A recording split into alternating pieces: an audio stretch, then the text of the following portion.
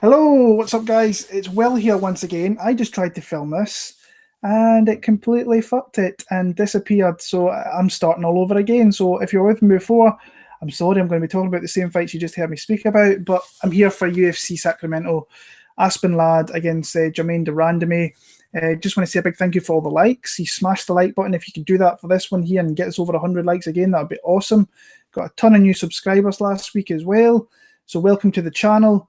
Any questions, drop them in there and just chat away with fellow MMA fans. That's what it's all about on here. And yeah, so I apologize if you're with me before and I disappeared. My computer just kind of turned itself off. So not great. But yeah, I actually fairly like this card. I'm going to get into it right now. Drakarklos was supposed to fight Benil Dariush. Dariush pulled out this morning or last night. He is going to be still fighting on the card, I believe, but they just haven't got an opponent. So yeah, keep an eye on that one. I'll add that to the description box, kind of like I did with Noelan Hernandez last week. So yeah, we're going to get into this. And where are we starting actually? I've not got the fight card up. That's not going great. So yeah, UFC Sacramento starting up. Now, it's from that new arena, isn't it, that opened a few years ago? The Golden One Centre, yeah. Starting off, that's it. Benito Lopez against Vince Morales. I seen this as a very, very close fight. I like kind of Vince's striking. I think it's okay. I don't think he's ever going to be a world beater with it, but he's very efficient with it. Fairly decent movement. Picks his shots well. And a couple of fights he's had in the UFC didn't really look... I want to say, I mean, that Song Yadong fight, he was kind of brought in to kind of lose in China, and that's what happened there. Yadong really mixed up. And we've seen what Yadong's all about. He's going to be a serious kind of prospect in that division. And he stuck around for the 15 minutes, landed a lot of strikes, looked fairly decent, came out, beat Zahabi. That's one of those picks, man. I've been thinking about it since I've been watching a little bit of Morales. Like, why the hell did I pick Eamon Zahabi? And it was horrid. He really outstruck. He showed he had nice kind of combination striking. Just an all-around okay fighter. Like I say, I think he might win the odd few fights in the UFC, but it's maybe these guys I need to kind of look into a little bit more, because I don't want to say writ off Chandra Encounter, because that's the week kind of went on. I actually kind of started to like him in that fight a little bit, but these are maybe the kind of guys that are maybe going to make big progressions between fights as well. Benito Lopez, a guy I've known about for a long time, very, very aggressive. Won his UFC debut against Albert Morales, very, very close back and forward fight there. And then got a little bit too aggressive against Manny Bermudez. And with Bermudez, you have to be very, very careful about, especially on the ground with that guy, because he can catch you with very, very, very quick submissions. And he did that with the guillotine in the first round, the first couple of minutes of that there. And he actually has a fight. His fight got announced for UFC 241 today against Casey Kennedy. So that's a really, really solid fight. I see this being close. I see the more technical striker in Morales having the kind of advantage on the feet, but I think the bigger moments of the fight are going to go to Benito Lopez. I really do. I think he's going to start the night off right for the local fighters, in my opinion. You just kind of rein it in a little bit. Don't be super, super aggressive straight off the bat. Kind of work your way into the fight. I'm interested to see what changes he's kind of made from the last fight there. So yeah, I've got Benito Lopez. I've got him via a very close split decision, so it's a very, very kind of close fight in that one there. Moving on, Ping Yu Lu against Jonathan Martinez. Like I said before, another one. I didn't really look all that much into this fight. I watched, I think it was the two fights either guy they've had in the UFC. I didn't really look much into much else. Martinez came in a very, very short notice against Sukumtath. Sukumtath was just too big. I thought he'd give a decent account of himself, threw a lot of strikes. He kind of countered Sukumtath really well, but we know that Sukumtath, his kind of fight IQ Wayne is not great, and he will kind of give you opportunities to get him as well, and that's kind of what happened there. Got taken down by Sukumtath, which was a little bit of an eye-opener, but he was the bigger guy and maybe looked for that. Luigi Buren did the exact same in their next fight, but Buren couldn't really do anything in the bottom except for advanced position a little bit. On the feet, he was totally outmatched, and the southpaw Martinez kind of lit him up a little bit and won a fairly convincing kind of unanimous decision there. I'm going to go with Ping Yuan Liu. I think that, like I said, I think this is going to be another close fight. I've not really looked all that much into it. But there was other fights in the card that I kind of wanted to look into more, and this was one of the ones I just didn't want to look into all that much. So Ping Yuan Liu via decision in that one. I actually think he was fairly lucky to come out of that Martin Day fight because he was getting thoroughly outstruck in that one. But I'll pick him. He was when I heard about this matchup, the gut feeling was like I quite like him in that one. But like I said, he's probably one of my least kind of confident guys on the card. But I'll pick him to win that one there. Like this is a solid fight. I like this fight a lot. Livia Souza against Brianna Van Buren, kind of clash of two styles. You've got the wrestler in Van Buren, and you've got the jiu-jitsu, the slick, aggressive, offensive jiu-jitsu of Livia Souza.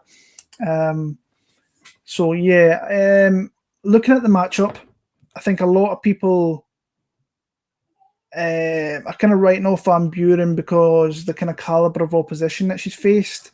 She's went from kind of losing to girls outside the UFC that you would really wouldn't expect. But again, she was a young fighter at that point when she was losing to Egg Inc. Who was the other one? Amy Montenegro was another one, which was a little bit kind of worrisome to me. But in her fight since, she's obviously went on. She won the Invicta Phoenix Rising tournament. That was the one night tournament that she won there, which is still to me fairly impressive to kind of do all that in one night. But how will she go on in the UFC? I think she'll be good in the UFC actually. Very small. That's kind of worrisome. She's lucky if she's a 5 foot. 5 foot. She's very, very small. Very, very aggressive though. Very powerful. Wrestler by trade. Super aggressive. Good double legs. Excellent top control. Really good ground and pound. That's her bread and butter. That's where she wants to get fights. If she can get fights there where she's got where she's blanketing you, she is going to look. She's going to be a hard kind of girl to kind of face, and for some girls in the UFC with that kind of style. But I think her striking's come on leaps and bounds as well. That's the one thing that I kind of noticed from her losses, which I watched first, to her recent wins, is her striking's definitely kind of catching up to her wrestling game. Quick hands, good output, try and mixes it up well with her punches and her kicks. Doesn't really stand to one thing. Like just with punches, she will throw kicks as well.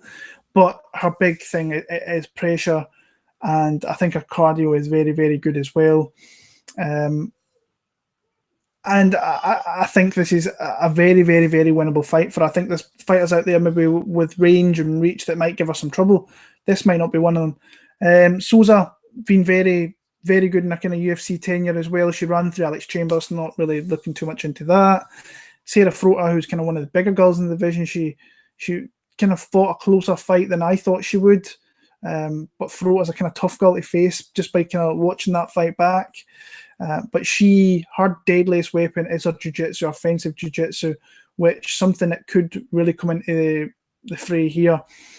But another fighter who's striking has been slowly coming on, but definitely a strong suit is her jiu-jitsu. So this is why this match is really interesting to me, because I do think that Van Buren can get her down, and I think she can blanket Souza a little bit. On the feet, I'm just interested to see who's the better striker there. So this is where this fight might take place a little bit more than I thought it initially would.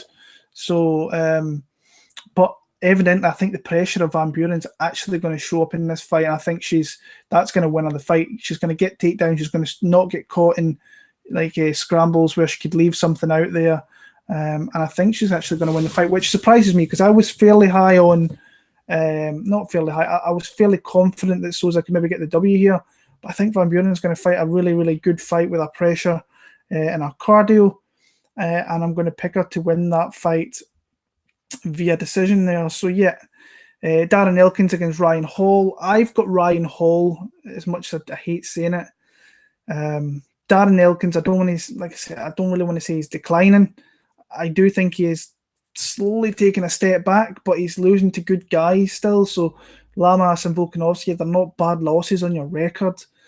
A little bit worried that last fight with Lamas, he got taken out in the third round, some vicious elbows. Maybe the damage is starting to take all the damage now. Maybe that's the case, but it's fairly obvious what Ryan Hall wants to do here. He wants this fight to take place on the mat, and someone like Darren Elkins might be one of these fighters that maybe allows him to work that kind of game plan. Like I say, Ryan Hall's not a fan-friendly fighter. He flops, stays back. He will goad people into coming in the ground. But if you give him the slightest opportunity, then he will, he will catch a submission. It's what he does in that one there. Can Elkins be sustainable for 15 minutes? He can. I just feel he's going to leave something out there for Ryan Hall to get. And I think that he may take, I don't want to say, like, Ryan Hall's got some striking. It's not great, but he has a little bit of striking. Some of his not some of his leg kicks, his high kicks, I think, are fairly decent. But we all know where he wants this fight to take place. And someone like Darren Elkins might just kind of allow him to kind of work that game plan. So, yeah, I'm going to pick Ryan Hall. I'm going to pick him via submission. I think he gets it kind of done in the first couple of rounds there. I just think he's going to maybe jump in on a mistake of Darren Elkins, and he'll be kind of made to pay for it. So I'll go Ryan Hall via submission, round number 2. Julianna Pena against Nicco Montano. This fight's got put together fairly quickly, and I'm seeing a lot of love for Julianna Pena. And I don't know. A couple of years ago, obviously, I would have been all over this, but this is the first fight back in 2.5 years. It's the first fight back since having a child. And when you kind of go through some of the fighters in the past who've had a kid, they come back, they look super rusty, they look slower. And I think it was the Alexis Davis one that really shone out to me. Now, I think they're two totally kind of different fighters in the way that they are. I think Pena's really a kind of go-getter, where Davis can sit back. She's very, very hittable and so on. But I don't know, man. I know that Nicco, everybody kind of likes to hate on Nicco because she didn't want to face Valentina. She was pretty much running from Valentina Shevchenko. I don't know what the difference in size will be with these two. That's interesting to me. Let me check that out. That's something I never did before, because Nicco's obviously moving up from 125, where she was having struggles at making that weight. So both fairly similar size. A little bit of a reach on Julianna Pena. She's obviously super aggressive as Julianna Pena.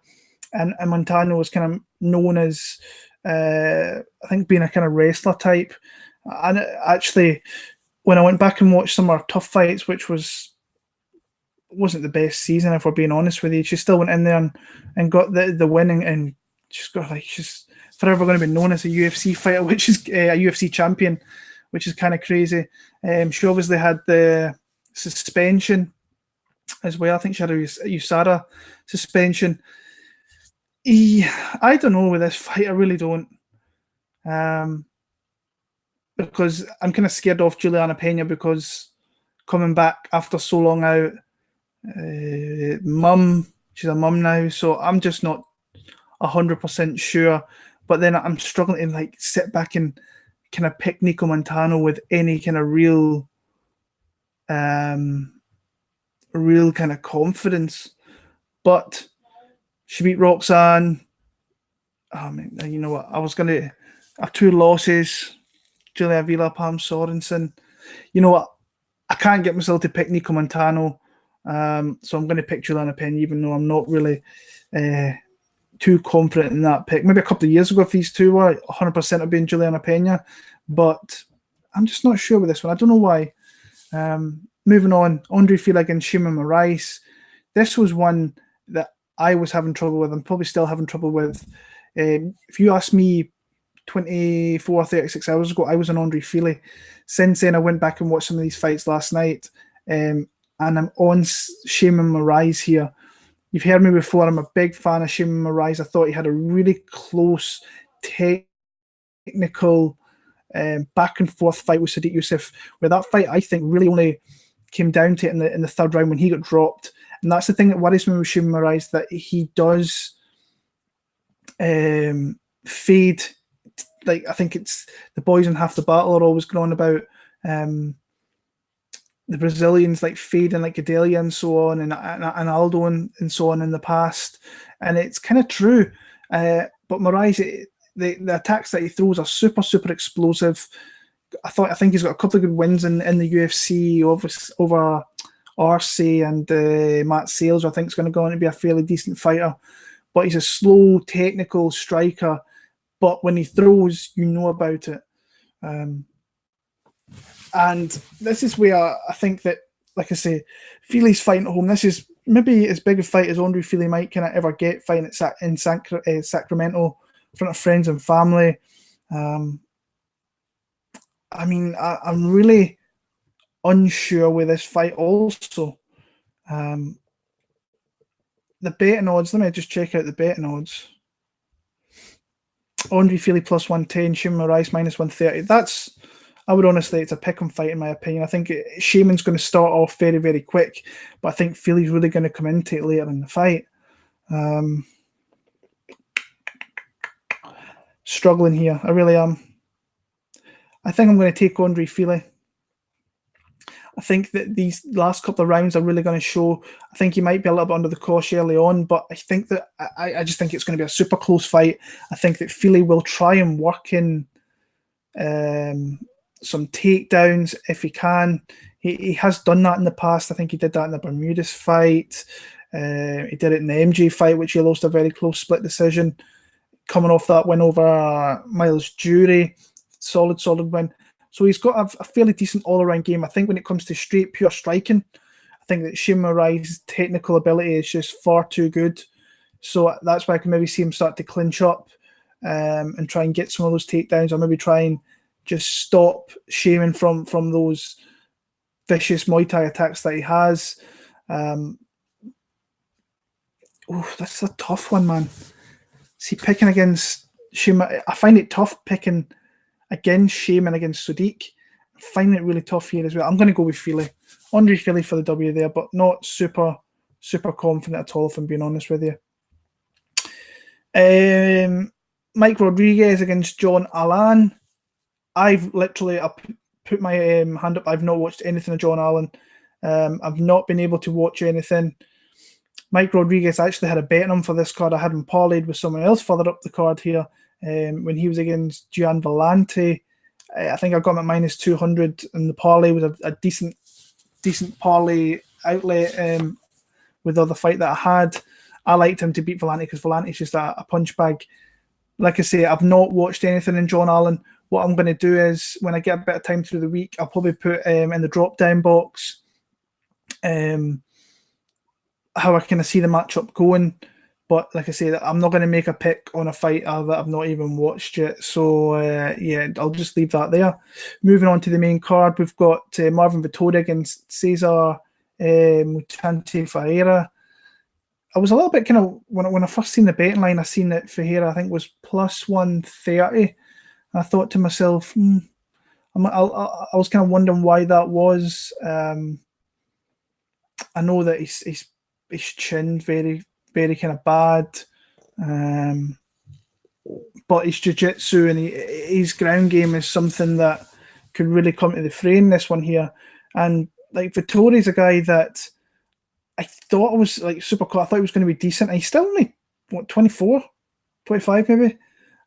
So he's still got a long kind of way to move himself kind of further on, but he's coming off that suspension for Osterine, I think it was, against Amari Akhmadov. That was a very close fight at the end of the draw. And then obviously he had the Adesanya fight where he lost that fight via split decision. He actually kind of landed some fairly decent strikes. I don't want to say strikes. I think his pressure against Izzy was very good. He took his opportunities while he got them, and he made the fight a lot closer than a lot of people kind of initially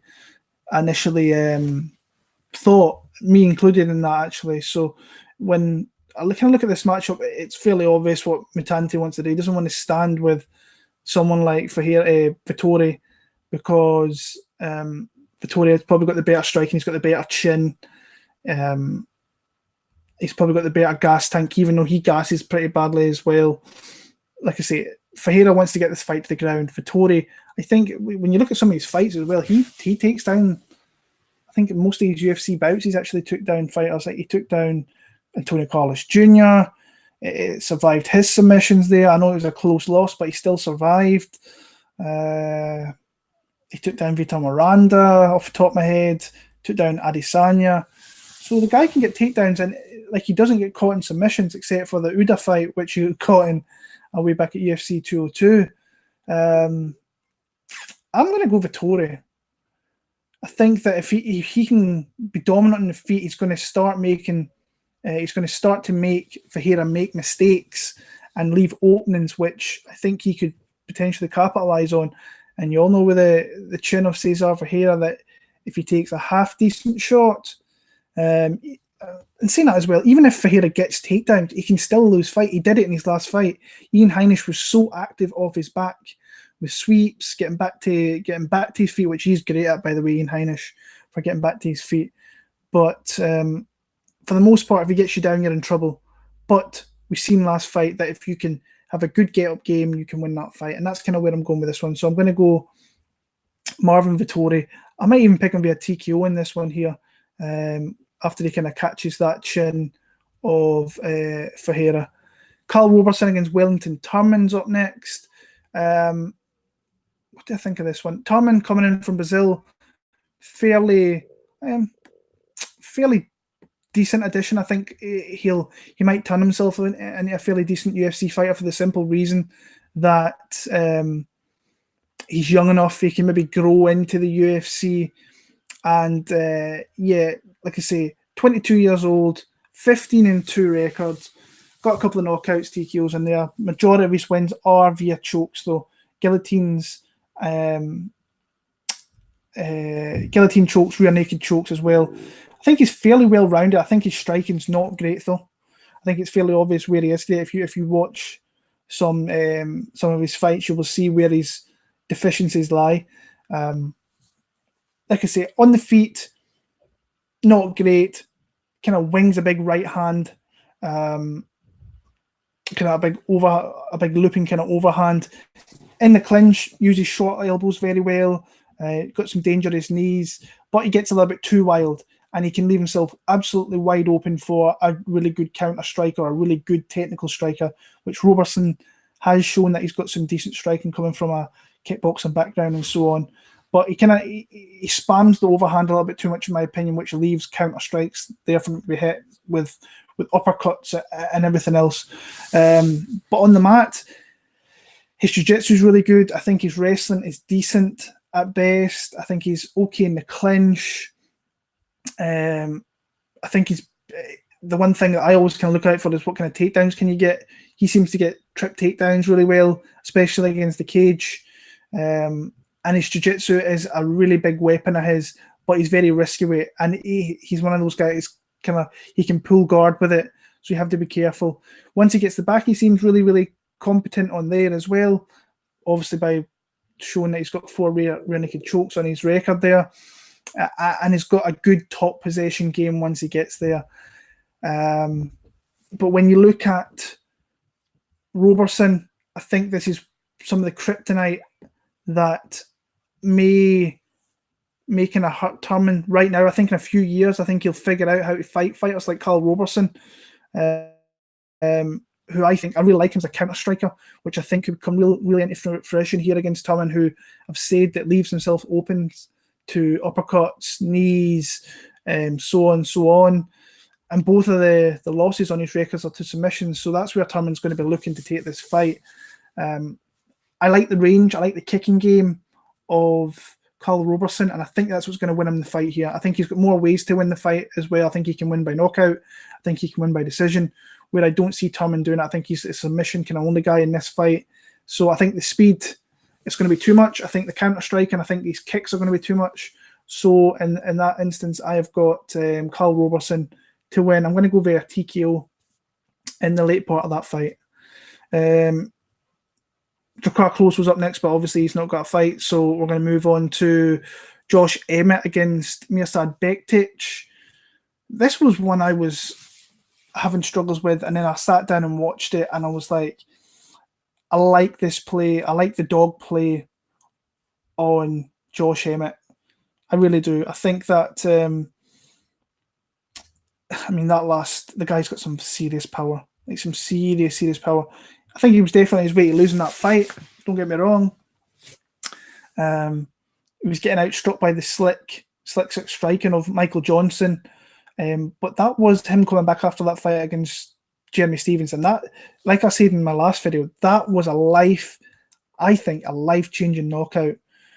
But he's shown that he's got some dynamite in his hands. And if you leave any opening for him and you give him an opportunity to find your chin, he will knock you out. We've seen that a couple of times now. We've seen it with Ricardo Lamas. We've seen it with MJ last time out. So that's a couple of big statement-making knockouts.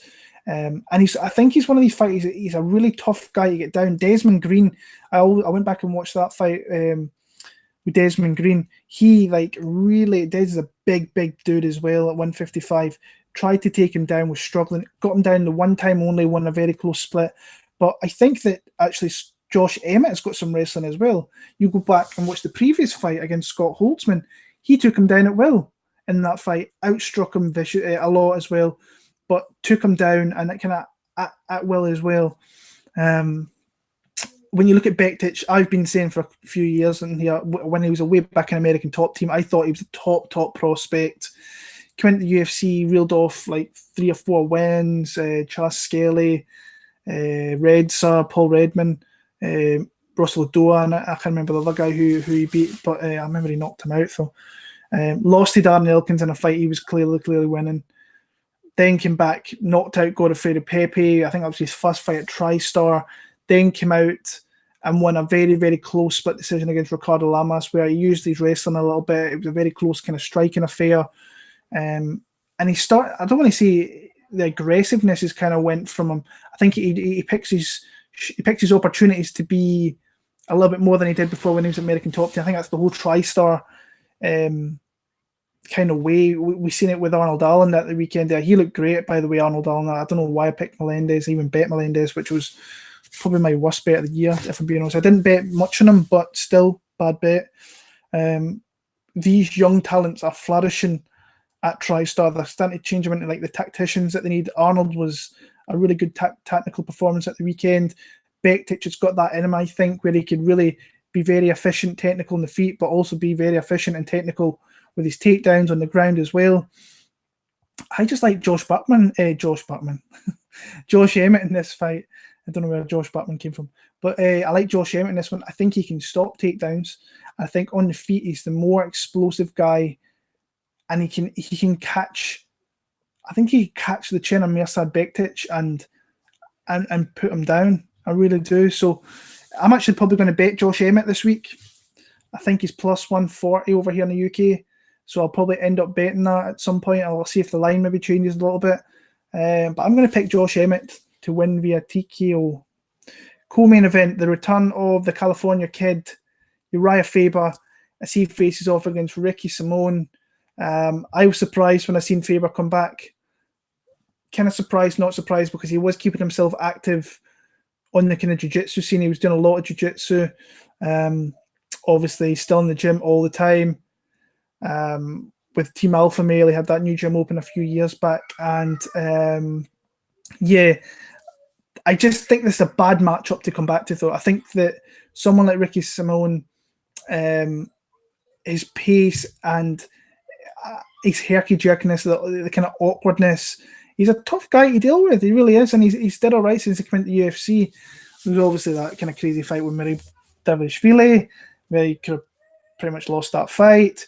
Montel Jackson, I think that's a great win on your record. It's going to be a really good win, especially the size differential in that fight there. That there was a massive kind of difference. And like I say, if they were to fight a few years down the line, I think that Montel might kind of have the upper hand there.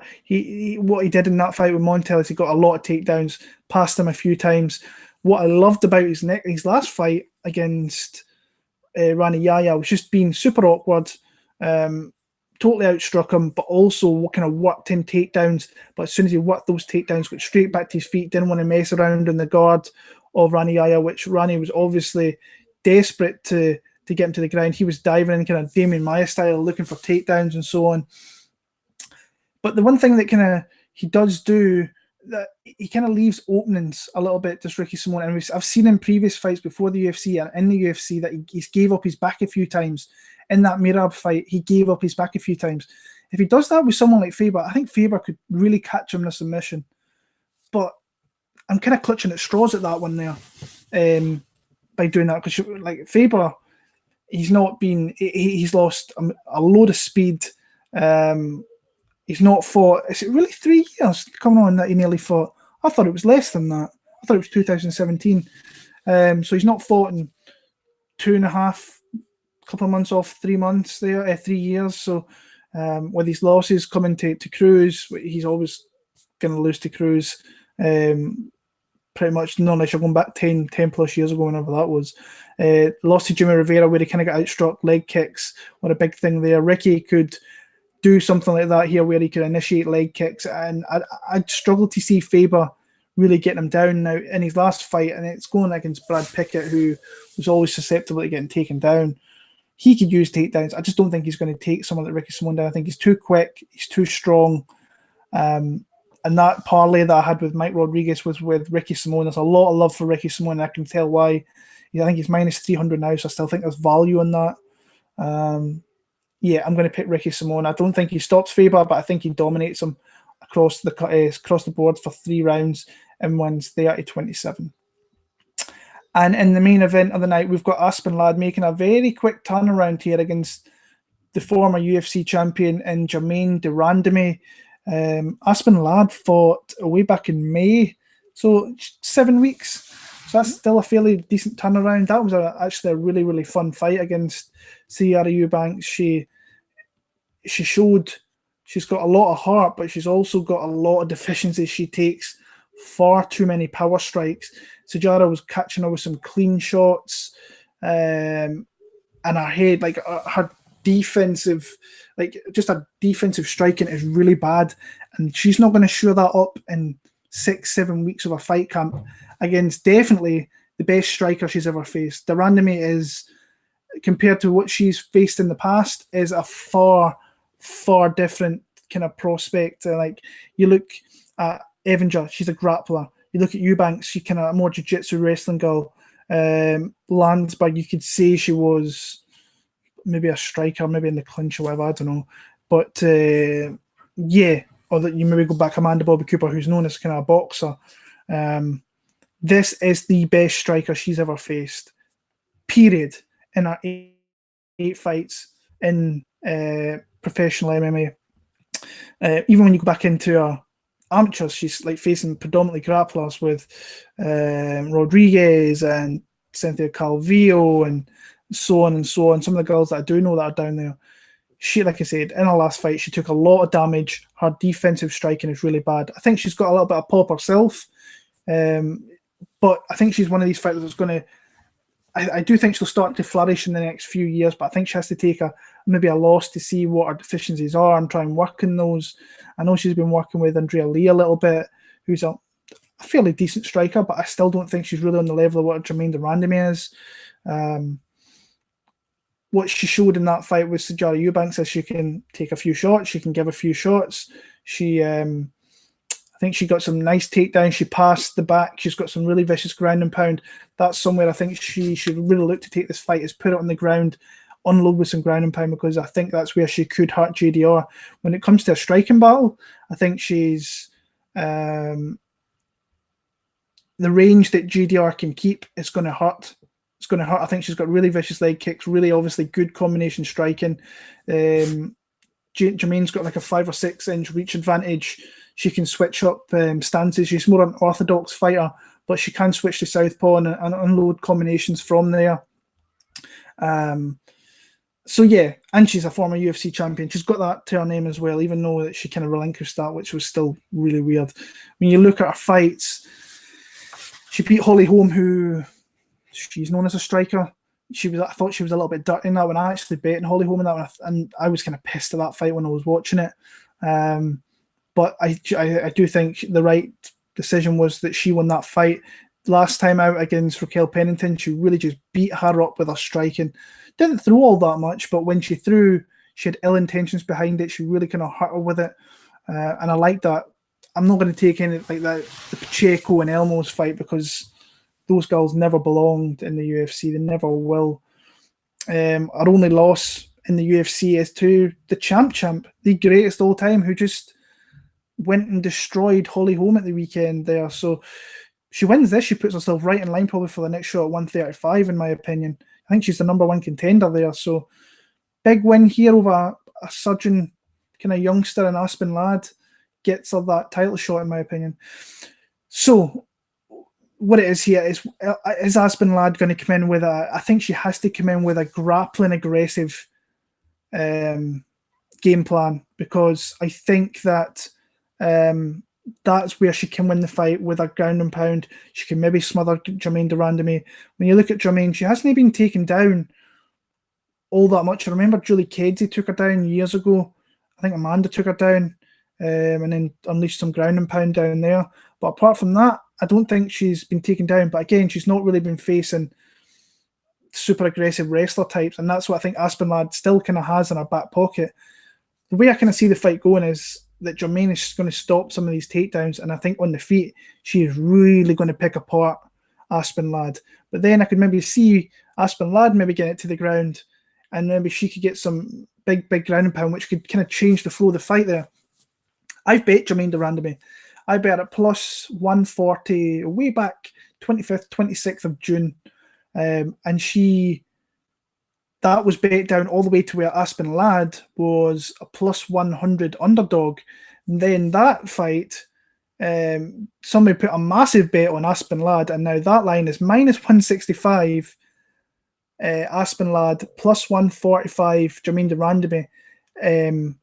So yeah, that's interesting. I think that'll get bet down. I think it might end where de Randamie is now a plus 120 dog. I'd be surprised if that stays at 145, but yeah, I would be surprised if that doesn't. If that line goes up, I'll be pissed, obviously, because I botched the line. Luckily, over here in the UK, I think the best line we've got for us plus 130, so I haven't botched it yet. But yeah, I can see kind of where people are going to go with Aspen Ladd. She can get takedowns, but her defense really kind of scares me. And against someone like Germaine, who's a really good, vicious Muay Thai striker, I think she could really hurt her. And like I said, this is a big step up from anything I think she's ever faced before. So I'm going to go Germaine de Randamie. I think she could actually knock out Aspen Ladd. I also think she could beat her up over 25 minutes. So I'm going to go Germaine de Randamie for the win there. So I've been talking a little bit about betting. I bet Germaine de Randamie already. I've got Ricky Simone, kind of some money straight on him after the parlay collapsed. Like Josh Emmett, I am definitely going to bet him. Fili, on the other hand, not too sure. Van Buren as an underdog would have been a good one, but that line's flipped to where it was plus 115 before. Now she's a favourite. I'm going to have a few bets. Keep an eye on Bet MMA tips. I had my good man Stephen kind of reach out to me last week. If you want to get in touch, BigBillBar7 MMA@gmail.com. I'll get back to you as soon as I can. Sorry, Stephen, I'm meaning to get back to you on that. People in the chat, I can see you. I know some people have been kicking off with not saying hello. I'm just trying to stay focused on the fight predictions. That's why I've not been saying hi or not been going into the chat there with you. But until next week, we've got UFC San Antonio. Enjoy the card this week. Appreciate everybody's support. And until then, all the best. And I will catch up with you very, very soon.